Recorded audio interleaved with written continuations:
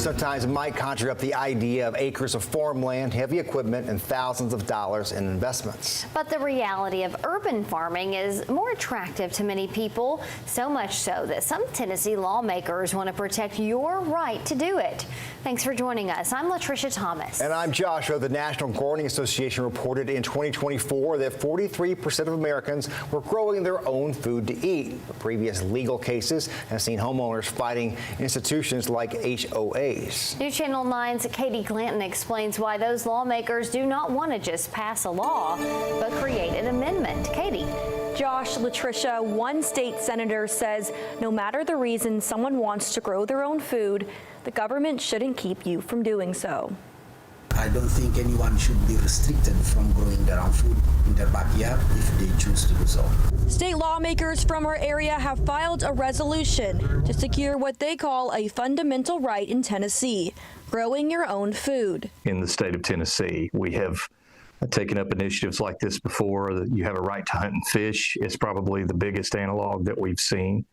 The lawmakers say there have been a few cases outside of Tennessee where homeowners associations or zoning boards tried to restrict gardens on private residential property, including one case in Ohio that prevented a man from keeping the wheat he grew. It's not far-flung to think that this is something that could happen should stressful times come in and around, and we're just establishing that right in Tennessee.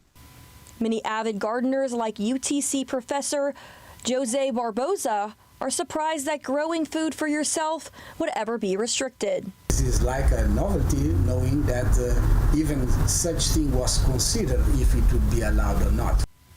At UTC, Barboza grows food such as sweet potatoes, as well as teaches students to grow their own food. He says that urban farming is a big movement in the U.S. right now. So that's a big advantage when you produce, because if I'm producing in my backyard, I'm not going to add any chemicals to it. That's also why Senator Lowe wants this issue to be put in the Tennessee Constitution, rather than just proposing a new law. And the true threat is government deciding to make a decision to change those bars of what's personal consumption and commerce. And if it's just a law, then government can revise the law. For this resolution to amend the Tennessee Constitution, it must pass both houses, get a 2/3 majority vote, and then be voted in by the people of Tennessee. Latricia. Katie, thank you. Senator Lowe said this amendment would only apply to growing plants and crops. It would not include protections for backyard farmers raising small animals like chickens or goats.